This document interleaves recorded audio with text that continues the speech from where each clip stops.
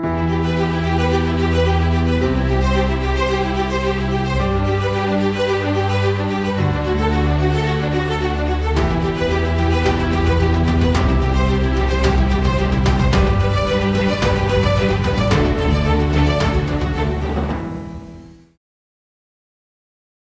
réalité, quand vous décidez de créer une alliance, c'est que normalement chaque citoyen pose son problème pour trouver son compte. Et comprenez une chose, quand les structures de l'alliance vont être mises en place, évidemment, c'est des questions qui vont être posées. Mais avant, si aujourd'hui je me mets à vous donner une réponse, bon, ce serait juste pour vous faire plaisir. Mais ce que je peux noter déjà, c'est des questions qui seront forcément traitées dans le cadre de la mise sur pied effective de l'Alliance. Toutes ces questions des députés, des élus, ce qui se passe aux frontières, tout le monde en parle.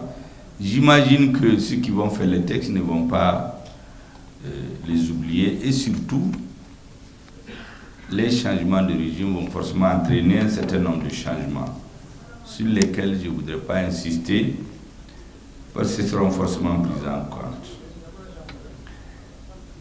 Al-Sini Moussa Diallo dit qu'il se considère lui comme citoyen des 3 pays.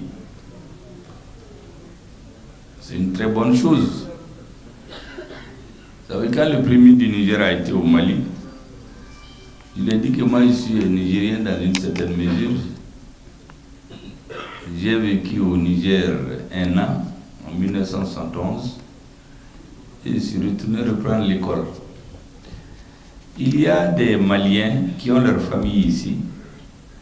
Certains enfants font les études. Arrivés au niveau du lycée, ils vont chez leurs parents, ils continuent l'école. Et à la fin, certains sont des fonctionnaires de l'État malien, leurs parents, d'autres sont des agents ici. En réalité, nos 2 peuples sont déjà unis dans une certaine façon. J'ai dit le Niger, le Mali, le Burkina et le Mali, quand vous pensez à la frontière, c'est le même peuple en réalité. Vous savez, il vient de parler de Diapaga. Vous savez, au Mali, les gens croient que Diapaga, c'est là où on ne peut même pas arriver. C'est comme ça qu'on pense. Mais ceux qui connaissent la géographie, quand on te dit il est jusqu'à Diapaga, ça veut dire qu'il est très très loin. Dans un lieu où vous ne pouvez même pas vous trouver. Ça, c'est des termes qu'on a pris avec les colons. Les peuples sont unis en réalité. La plupart cherchaient à ce qu'on leur trace la voie. Et les 3 dirigeants viennent de tracer la voie. Le reste, poussez-les. Parce que je dis, les adversaires ont peur des peuples. Les dirigeants, ils viennent, ils passent, mais les peuples restent. Un dirigeant, il est là aujourd'hui, demain il peut ne pas être là. Ils peuvent le corrompre, le convaincre du contraire, et autre chose, vous imaginez ce qui peut arriver. Mais quand les peuples sont dans une logique, personne ne peut les arrêter. Je vous donne l'exemple ici au Niger.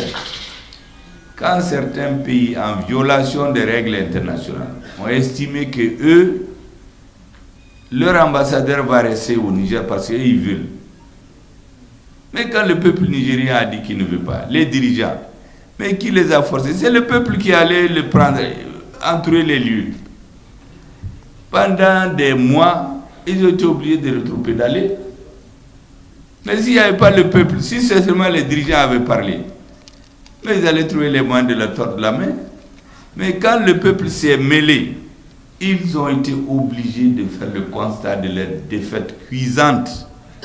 Et on a fait sortir cet ambassadeur nuitamment dans un véhicule banalisé, parce qu'ils avaient tellement peur du peuple. C'est pourquoi je tiens à la force du peuple. Nos dirigeants ont montré la voie. Les peuples l'ont toujours voulu. C'est les dirigeants qu'on détournait. Aujourd'hui, on a des dirigeants qui veulent qu'on aille ensemble. Au moment de la constitution de cette alliance, je crois que beaucoup de problèmes vont être posés par les citoyens et ils vont trouver les solutions. Vous savez, ceux qui sont à la frontière, c'est des citoyens comme vous. Quand ils se rendront compte que l'environnement national ne permet plus, vous allez voir que ça va cesser. Mais les complaintes devant les présidents, les premiers ministres, certains les écoutent, mais ils vont continuer leurs affaires. Mais si un jour ils savent que personne ne peut le tolérer, et si quelqu'un le fait, ça ne peut pas rester impuni, ça va s'estomper petit à petit. Parce que ces hommes ne sont pas venus de nulle part. On était dans une société où vous parlez de leur cas, mais ce que les dirigeants faisaient, c'est révoltant si vous le savez. Je donne le cas du Mali, que je connais, mais on a le même pays, les mêmes hommes, les mêmes militaires, et des terroristes qui sont plus forts. Mais pourquoi aujourd'hui on les a chassés du Mali? Mais simplement parce qu'il y a eu de nouveaux dirigeants, on a un nouveau leader qui a une nouvelle vision. On nous a mis dans la tête qu'on ne peut rien. On nous a travaillé depuis l'enfance. Tout ce que tu fais, quand ils ne sont pas là-dedans, on dit que vous ne pouvez pas le faire. Mais on a montré qu'on peut le faire. Vous avez un moment, il y a des étrangers qu'on a enlevés chez nous. Pendant des mois, il y a eu des démarches. Mais un jour, 3 mois après, les forces spéciales maliennes ont organisé une opération spéciale. Ils les ont exfiltrés. Après 6 mois de détention, personne n'a eu... Ceux qui les ont pris en otage là, ils ont tous été dispersés et éliminés en très peu de temps, à l'aube. Et tous les otages ont été récupérés et rendus à leur nationalité. Mais les autres se sont demandé comment les Africains peuvent faire ça. Ils ont essayé de savoir auprès de nos services spéciaux comment ça s'est passé. On leur a dit que ça c'est le secret de la firme. On ne va pas les vendre à quelqu'un. Parce que dans leur idée, les Africains ne peuvent pas faire des opérations comme ça. Parce qu'on nous a mis dans la tête. Mais qu'est-ce que ces gens ont de plus que nous? C'est pourquoi j'ai parlé de confiance. Le fait de dévaloriser l'armée là, c'est une façon d'atteindre nos consciences pour qu'on dise qu'on ne peut rien. On amène les terroristes, on se débrouille pour mettre à la tête des États des gens qui deviennent des alliés objectifs des terroristes. Donc au bout de 20-30 ans, vous allez vous décevoir votre armée. Vous allez confier votre sécurité à l'étranger. Et on vous colonise d'une autre façon. Toute cette affaire de terrorisme, nous sommes convaincus que c'est une façon de recoloniser l'Afrique. Sous des aspects d'aide au développement, de ceci. Mais je donne le cas, le terrorisme était confiné au nord du Mali. Mais ça s'est étendu à toute l'Afrique. Alors qu'il y a 50 000 forces étrangères sur nos territoires. Le terrorisme ne fait que s'étendre. J'ai entendu récemment le chef de la diplomatie européenne, Joseph Borrell. Il est allé au Ghana donner 600 millions d'euros. Mais 600 millions d'euros, ça fait près 40 milliards de francs CFA. Vous savez, il ne donne pas pour lutter contre les inondations, pour faire des routes. Non, non. Il dit que c'est pour lutter contre le terrorisme. Mais qui a mené le terrorisme là-bas? C'est eux. Donc, et les 40 milliards vont servir à acheter des armes chez eux. Pour venir le terrorisme qui est venu aussi de chez eux. Donc c'est lui qui cherche l'aiguille à son pied sur l'aiguille. Vous n'allez jamais la voir. C'est exactement ce qu'ils font avec nous. Donc tous les problèmes que vous posez, je suis convaincu que dans le processus d'élaboration, et pour asseoir les assises de l'AES, toutes ces questions vont être posées. Parce que sans ces questions, l'AES, c'est une intention des autorités aujourd'hui.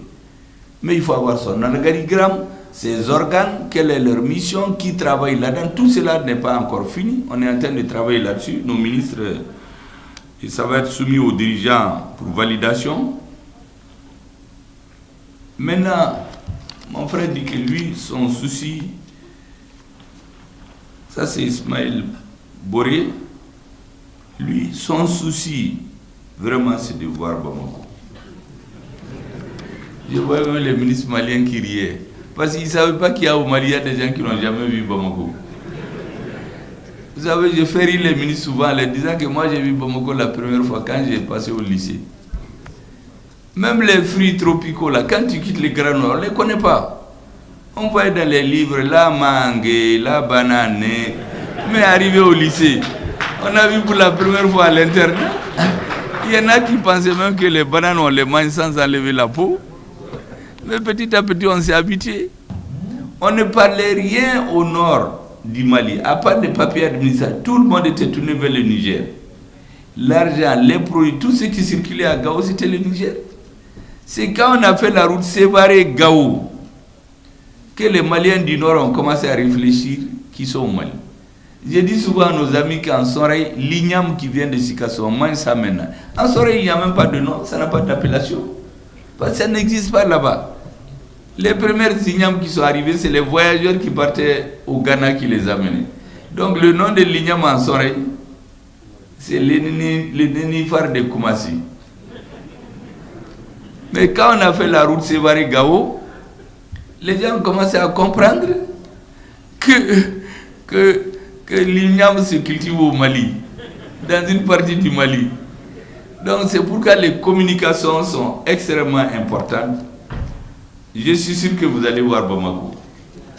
Tôt ou tard, vous avez tous les citoyens de l'AES vont voir l'AES, tous les pays de l'AES.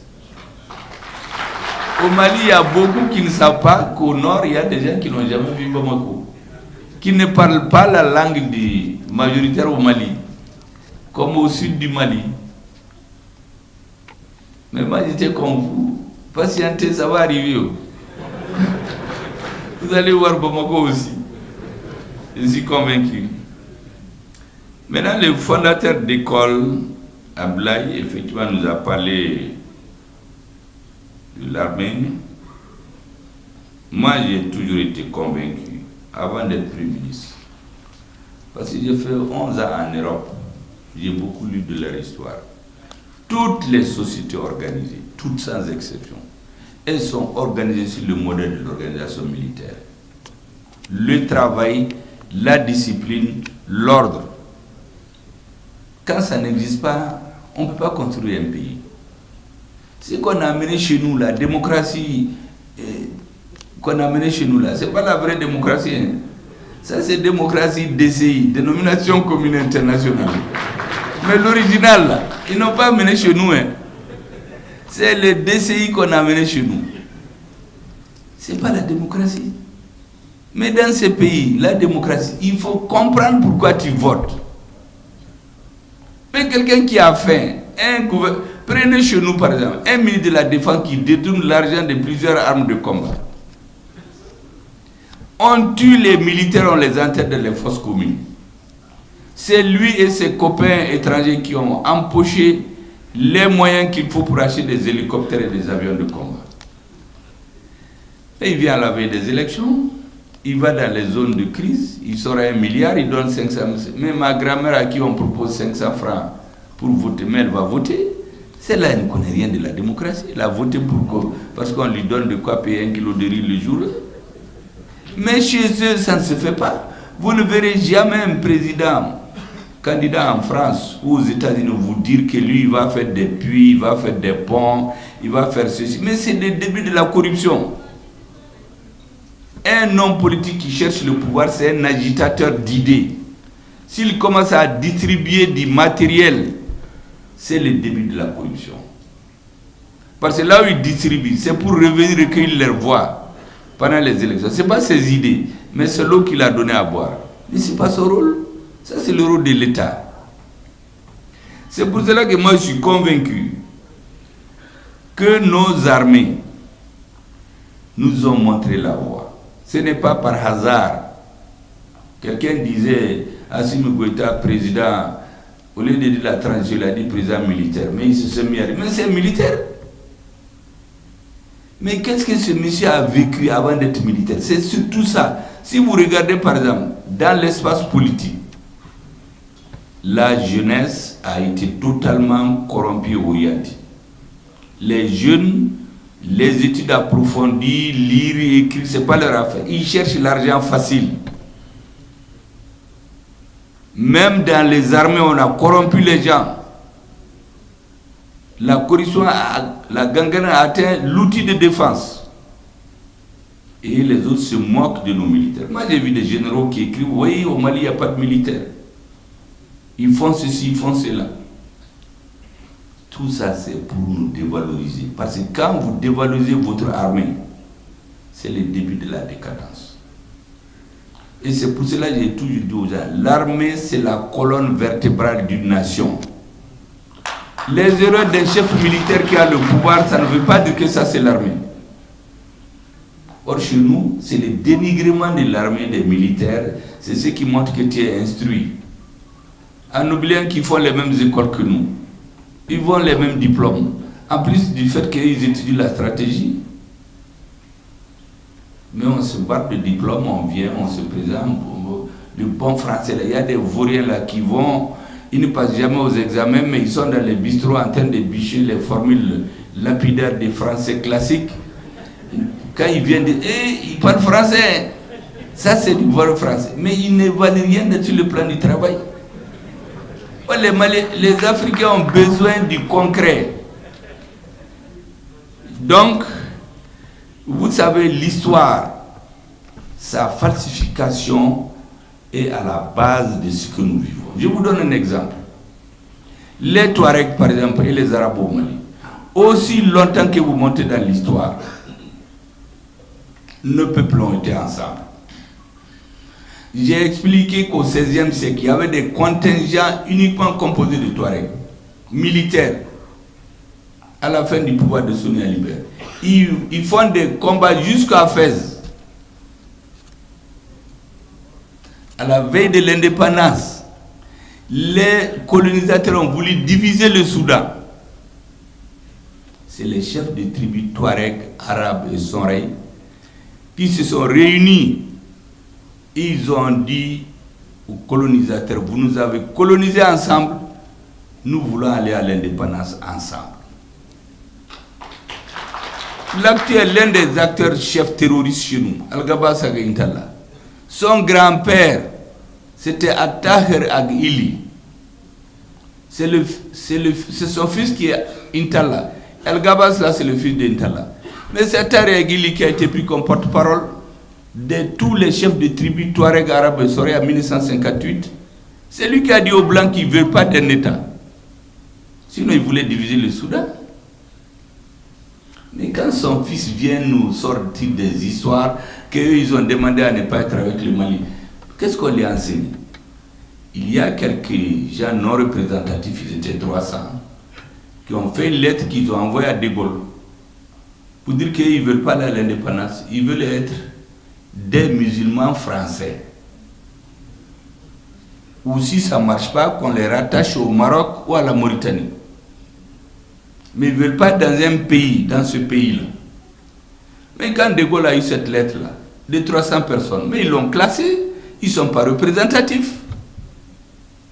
Les Touaregs, les Arabes, les Sonrei, les Peuls, ils ont toujours vécu ensemble. Donc quand on va sortir ce bout de papier qui a été rejeté par les autorités françaises, on vient le montrer à des jeunes de maintenant pour leur dire que vos grands-parents ont toujours demandé à ne pas être avec les autres. Mais ils ne connaissent que ça. C'est une partie de l'histoire, une partie fausse d'air qu'on lui enseigne. Il faut donc connaître notre histoire. J'ai parlé des Touaregs et des Arabes qu'on a égorgés, ventrés à Guelok. Je disais, ça vous a fait rire, d'après nos parents ivoiriens, le cabri mort, là, s'il est déjà mort, que vous le mettez au frigo, vous le brûlez, qu'est-ce que ça change? Mais ils font ça pour les terroriser, pour dire, ne soyez pas fidèles à l'État du Mali. C'est pour cela que j'ai dit aux Maliens que toute personne qui fait de la stigmatisation de son discours politique au Mali, c'est-à-dire nos frères arabes et Touaregs. Parce que ton frère est tombé dans une embuscade au nord par des Touaregs, toi ton voisin Touareg arabe qui chez toi, tu t'en prends à lui. Ça c'est des ennemis indirects du Mali. il faut le prendre et le donner au service de sécurité. Ce n'est pas parce qu'il est plat. Ce message-là de 2012, c'était destiné aux Touaregs, aux Arabes fidèles à la République du Mali. Donc il y a des ignares qui ne connaissent pas l'histoire. Moi, je les appelle les ignares triomphants. Ils viennent bomber le torse dans les réunions. Ils disent qu'ils ne veulent pas du Nord. Ça, c'est des gens demi-instruits. C'est pourquoi c'est bon de connaître notre histoire. Les jeunes militaires, là, par exemple, si vous remarquez, qui sont arrivés au pouvoir au Mali et au Burkina, et même au Niger, c'est des jeunes. Mais eux, la chance, peut-être c'est une malchance, en tout cas, c'est qu'eux, ils ont vu. C'est pas parti des livres. Quand on a empêché des militaires de rentrer à Kidal, quand on tue, on remplaçait les militaires dans les fosses communes au Mali, alors que l'argent coulait à flot, ils n'ont pas besoin qu'on leur dise. Quand un militaire meurt ici, est-ce que vous voyez les autres? Si un meurt, même si c'est à la suite d'un accident, comme c'est arrivé ici, on l'amène à Paris, on organise des funérailles présidées par le président et on dit qu'il est mort pour la France. Mais les Maliens morts au combat, on les met dans les fosses communes. Ça, ce n'est pas par hasard. Et j'ai dit au président, quand je lui expliquais cette politique de 2 poids 3 mesures, il me dit, mais chez nous, il y a des gens qui sont perdus dans l'eau, ils ont été noyés. On ne peut même pas les compter. Dans les fosses communes, au moins, on peut compter les gens. Mais ceux qui sont noyés, on ne les compte même pas. Mais tout ça, c'est fait. Il faut que les Africains comprennent pour nous dévaloriser. Et ils trouvent des présidents qui viennent nous dire, hey, il faut faire attention, vous les militaires. Les terroristes là sont plus forts que vous. Ils sont plus aguerris. Il ne faut pas les combattre, sinon vous allez tout perdre. Mais ça, c'est être un allié objectif des terroristes. Donc la chance qu'on a eue, c'est que les jeunes militaires, ils n'ont pas besoin de lire des livres. Ils ont vu. Leurs promotionnaires qui sont dans la société civile, qui ont besoin de lire, ils ne sont pas dans ça. Moi, je ne suis pas sûr qu'il y aura beaucoup de jeunes de 30 ans, 35 ans, 37 ans qui vont prendre ce risque de défier l'impérialisme international aujourd'hui. Un jeune intellectuel dans les écoles. Mais quand vous êtes sur le front, vous avez vu les doubles jeux, vous avez été victime de tout. Chez nous, les militaires prenaient des terroristes qui avaient des armes étrangères, des rations alimentaires, tout. On les met en prison. Les gens négocient avec des politiques à Bamako, on les libère. Quand ils sont libérés, ils font plus de dégâts sur les militaires. On le fait ici, on l'a fait ici. Des terroristes qui ont été libérés, ils vont faire plus de dégâts sur les militaires. Ou bien nos frères du Burkina, qui trouvent une forme ingénieuse, qu'ils ont appelée les VDP, les volontaires pour la défense de la patrie. Mais en Europe, c'était comme ça quand leur pays était envahi, au milieu du XXe siècle. C'est les partisans qui ont rendu la vie impossible aux Allemands, en plus de la guerre. Beaucoup sont venus se taper la poitrine, ils ont participé à la guerre, mais arrêté, c'était des partisans, ce n'étaient pas des militaires. Mais quand c'est le Burkina, on dit non, ça c'est des miliciens. Ça c'est pour dévaloriser toute initiative qui ne vient pas d'eux. Nous on avait un président qui libérait les terroristes sur le perron du palais, mais il y avait des présidents africains qui se moquaient de lui. Quand il est tombé, eux-mêmes ils sont venus libérer des terroristes. Et on les montrait au perron de la présidence, ils se vantaient. Heureusement qu'ils sont partis. Après, vous savez de qui je parle. Donc, il faut que nous connaissions notre histoire. Sans l'histoire, on va toujours nous tourner. Il faut que nous respections nos armées. Je dis c'est la seule fonction où ton chef peut aller dans une mission où tu peux mourir, mais tu ne peux pas dire non. Mais les autres, tu peux refuser d'aller. Mais on nous a travaillé pendant 30 ans, ne pas respecter les militaires. On présente les militaires comme les tueurs de l'armée coloniale. Les gens qui n'ont rien étudié, en oubliant que les gens ils font des universités, ils font les écoles supérieures, ils font les mêmes études que tout le monde. Mais le simple de porter la tenue, on met dans notre tête qu'ils ne sont pas bien. Ça, c'est fait exprès. Chez eux, à tous les tournants historiques difficiles dans leur vie, c'est un militaire qui les a sortis de leur guerre.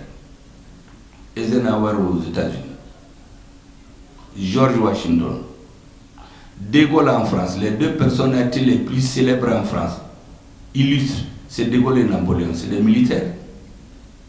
Churchill, c'est un militaire. Staline n'était pas militaire, mais finalement il est devenu militaire, généralissimus. Mao, il n'était pas militaire au départ. Mais chez nous, on fait croire qu'un militaire ne peut rien. Et il y a des intellectuels africains qui gobent ça. Ça, c'est une technique pour le désorganiser. Perdre la confiance en l'État, c'est tout ce qu'il faut éviter. Pour le reste, Fatih Diallo dit qu'elle est venue voir le Premier ministre Choguel Mega de Vigie, il est là vivant devant vous. Elle est nigérienne de l'AES. Je suis très contente qu'elle dise qu'elle est de l'AES. La monnaie commune, j'ai dit au Mali, le Mali a déjà essayé sa monnaie. Donc frapper une monnaie, ce n'est pas difficile. Aujourd'hui, nous avons emprunté un point de non-retour. Quand on fait ça, tirez les conclusions de votre histoire. Ceux qui ont créé les monnaies, comment ils les ont créées, quelles difficultés ils ont eu, qu'est-ce qu'il faut faire pour ne pas tomber dans le même pied. Ça, c'est la réflexion stratégique. Laissez à ceux qui sont payés pour ça de faire ce travail, vous présenter un document. C'est ce que j'ai dit à des Maliens. Bon, dans la passion, on en veut, mais c'est stratégique. Chez nous, en Bambara, le président dit Beki Idjoyorala.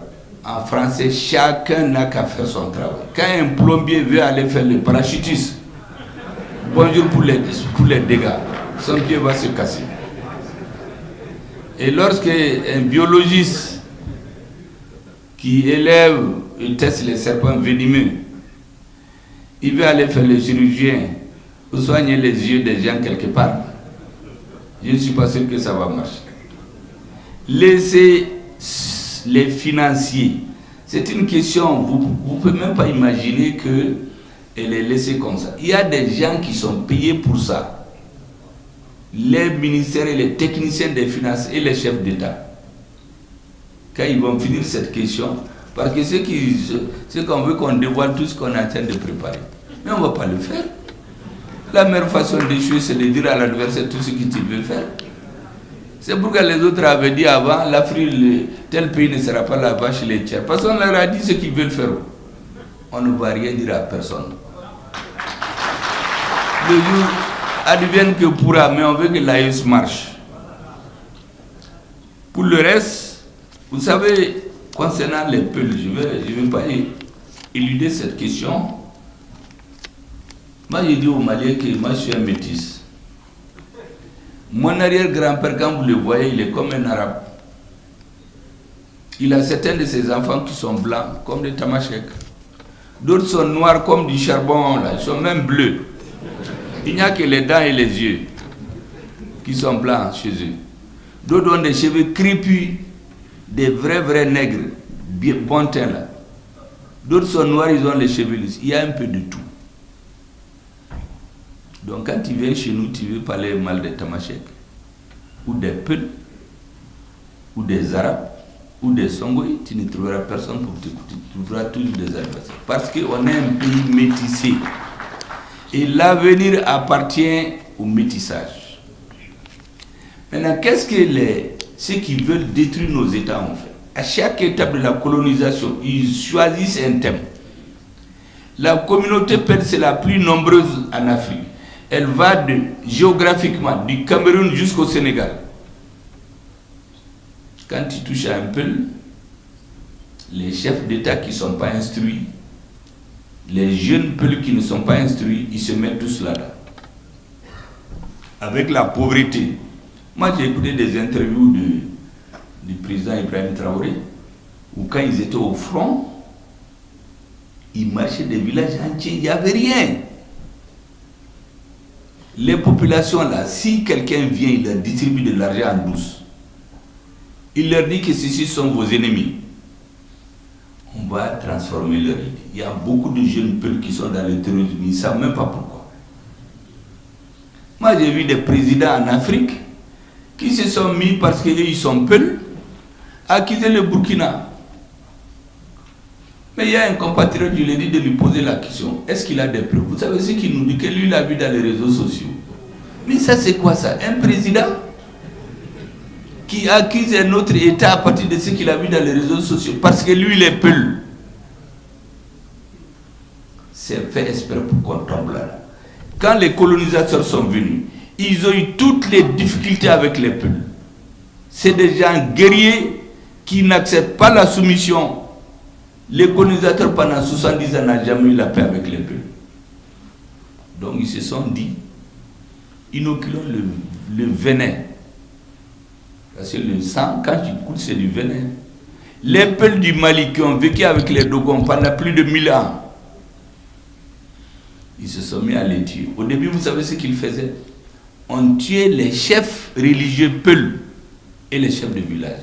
2015, 2016. Les premiers mois ont fui, ils sont allés au Burkina. L'étape suivante. Donc quand tous les peuples ont commencé à prendre peur, on va travailler le cerveau des jeunes, que c'est leur affaire.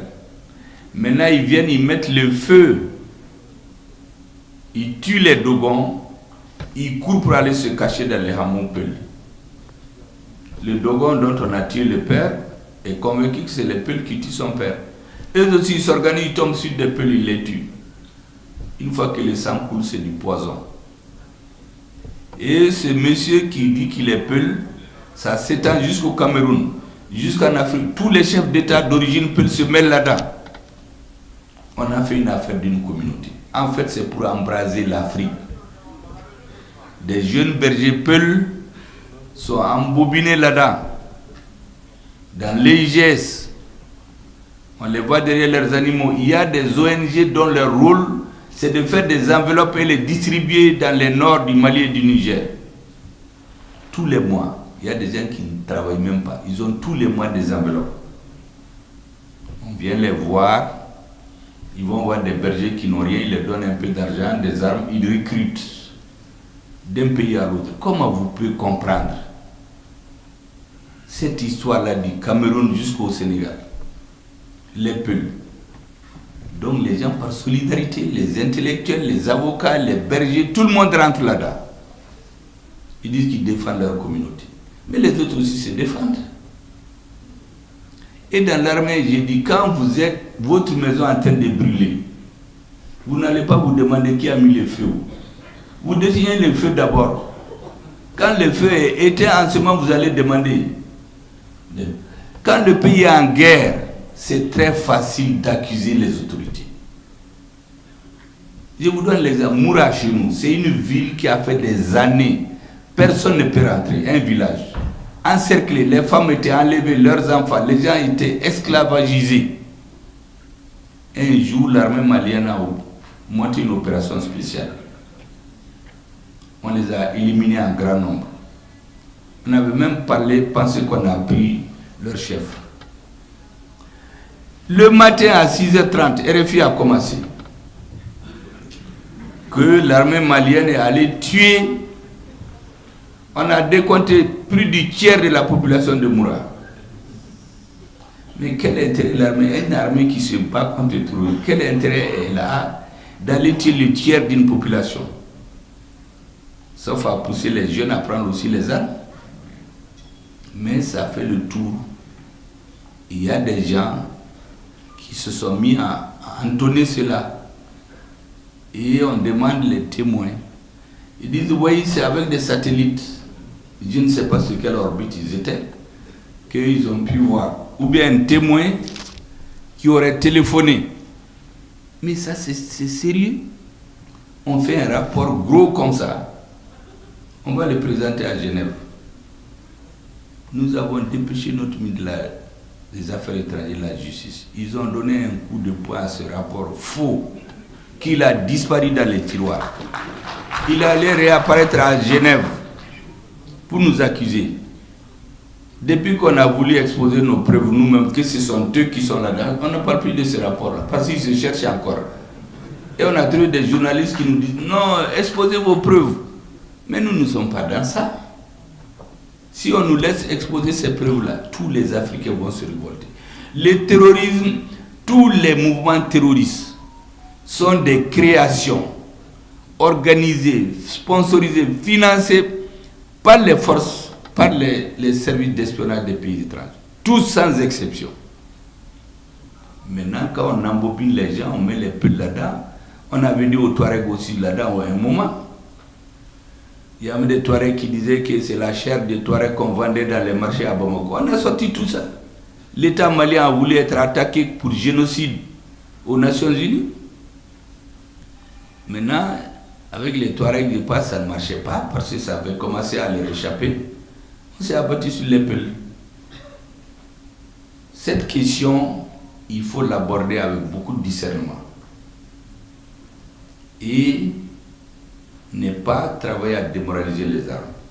Maintenant, il faut faire le discernement de toutes les parts. Du côté des militaires, du côté de la justice et du côté des peuples. Il faut leur expliquer. Moi, je suis peul à l'origine, en partie. Il y en a même qui disent que Maïga, là, que ça, c'est les oreilles qui ont usurpé chez nous, là, chez moi. Sinon, ma mère, elle est peul. Mais j'ai dit, mon père, il a la tête crépue, je lui ressemble. Les filles répondent à leur mère. Donc, j'ai pu aussi me lever pour dire qu'on est en train d'emprisonner, tuer les peuls. On a manipulé des jeunes qui se sont mis dans le terrorisme sans le savoir. Quand vous reprenez aujourd'hui les militants, les gens de l'UIGS qui terrorisent les populations maliennes, c'est des peuls souvent qui sont allés recruter des jeunes bergers qu'on a recrutés. Eux-mêmes, ils ne savent pas dans quoi ils vont. Vous croyez que ce qu'on détruit avec les drones chez nous là, ils croient que quand ils viennent, ils vont mourir? Non, on les paye pour aller. Et ils pensent qu'ils vont en excursion. On les a mis en garde. Tous ceux qui viendront chez nous là, l'argent que tu as pris là, tu ne vas pas retourner pour manger. Beaucoup ne le savent pas. Il y en a, les drones les surprennent sous les arbres en train de fêter. On les bousille tous. Quand ils font des opérations, ils vont aller fêter. On doit les bousiller tous. Mais au début, ils ne savaient pas. On est en train de manipuler les Africains. Vraiment, il faut qu'on se ressaisisse. Il n'y a pas de problème ethnique chez nous. Il y a l'instrumentalisation des questions ethniques et religieuses. Vous savez, la religion et l'ethnie, c'est comme du poison quand vous rentrez là-dedans. Dès qu'on dit qu'on a tué quelqu'un à cause de sa religion, à cause de son ethnie, c'est terminé. C'est la même chose pour le problème des militaires. Vous dites les déserteurs. Vous savez, De Gaulle était un déserteur. Il a déserté, il a fui l'armée, on l'a condamné à mort. Il est allé se ranger aux côtés du peuple. Il faut toujours être avec le peuple. Donc un déserteur qui fuit l'embrigadement pour aller avec le peuple, c'est un patriote. Vous croyez que les militaires qui sont à la tête de nos États là, s'ils avaient dû faire un débat démocratique sur la place publique, ils vont arriver au pouvoir, ils ne vont jamais arriver au. Mais c'est des patriotes qui ont choisi de risquer leur vie, mais du côté du peuple. C'est pourquoi le plus important, c'est d'être toujours avec le peuple. Sinon, ça ne manque pas. Quand tu es déserteur, quand tu gagnes là, on dit que tu es un héros. C'est comme le voleur.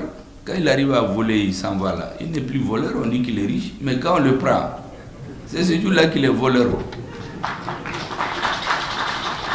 Maintenant, nos rapports avec la Russie, vous savez, nos services compétents, ceux qui sont payés pour ça, ils travaillent là-dessus.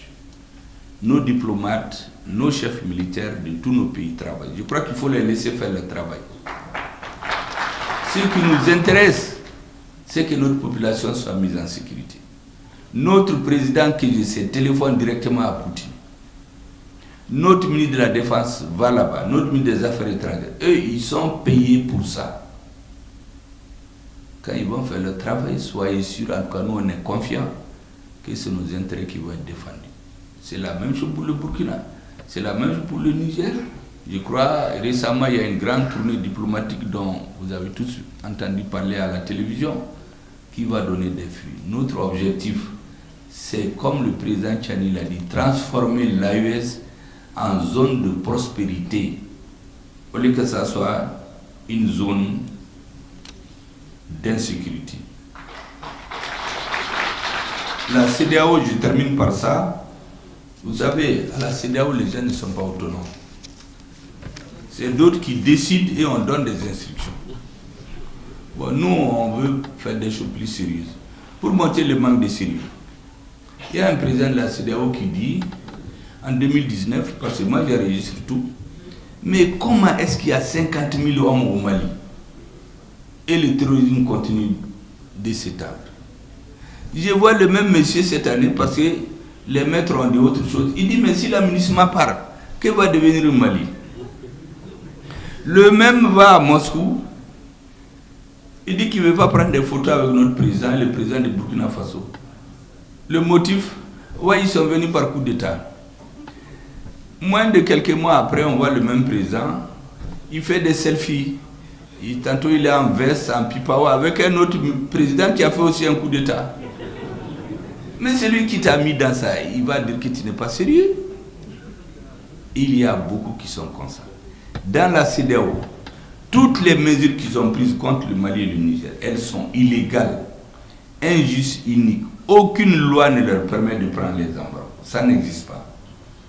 C'est interdit par la loi internationale. La Convention des Nations Unies sur les pays sans littoral, que le Mali a ratifié en 1987, interdit de prendre un embargo contre un pays qui n'a pas de sortie sur la mer.